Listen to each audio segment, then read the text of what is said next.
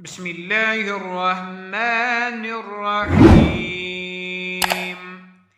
إذا زلزلت الأرض زلزالها وأخرجت الأرض أثقالها وقال الإنسان ما لها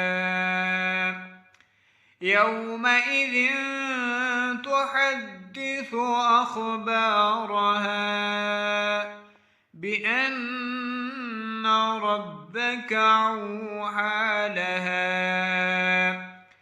يومئذ يصدر الناس أشتاتا ليروا أعمالهم فمن يعمل مثقال ذرة خيرا يره ومن يعمل مثقال ذرة